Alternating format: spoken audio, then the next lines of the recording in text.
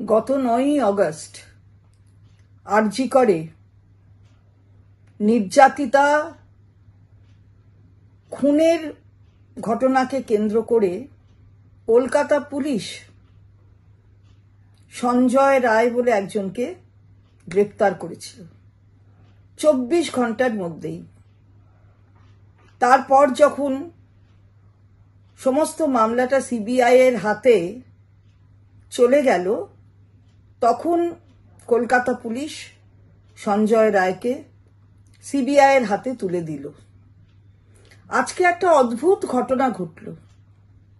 শিয়ালদা কোর্টে মাননীয় বিচারকের এজলাসে যখন এই মামলাটি উঠল, তখন দেখা নেই সিবিআই এর তদন্তকারী অফিসারের, সিবিআই এর আইনজীবীর, কারুরই দেখা মিলল না।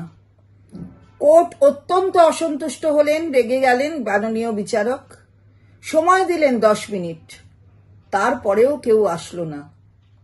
তাহলে এটা হচ্ছেটা কি আমরা জিজ্ঞাসা করতে চাই। বিরোধীরা এর বিরুদ্ধে সরব হচ্ছেন না কেন, আমরা সেই প্রশ্নটা করতে চাই।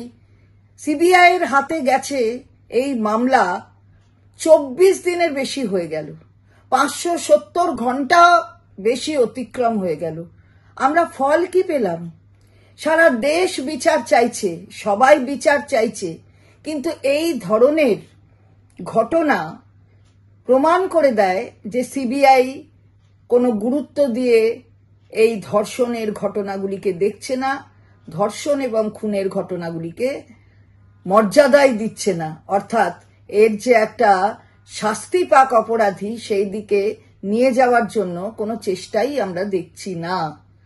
আমরা বলতে চাই যে আর কবে, কতদিন এই ঘটনা প্রমাণ করে দেয় যে সিবিআই এখন ওদিকে না গিয়ে একটু অন্যদিকে মানুষের মন ঘুরিয়ে দিতে চাইছে। কিরকম? অন্যদিকের মনটা দুর্নীতির দিকে ঘুরিয়ে দিতে চাইছে। খুনের নয়, ধর্ষণের নয়, মুখ ঘোরানো ওই সক্রিয়তা দেখিয়ে দুর্নীতির বিষয়ে আমরা জিজ্ঞাসা করতে চাই, কোথায় ভারতীয় জনতা পার্টি? খুন ধর্ষণের বিরুদ্ধে আওয়াজ কোথায়? নির্যাতিতার এই নির্মম শিকার হওয়া একজন অপরাধী অথবা অনেক অপরাধীর হাতে, তার জন্য কোথায় সরব হওয়া? কোথায় বামপন্থীরা? তাদেরও তো চিহ্ন দেখছি না, গলার আওয়াজ শুনছি না। হলোটা কি? এটাই তো জানতে চাই।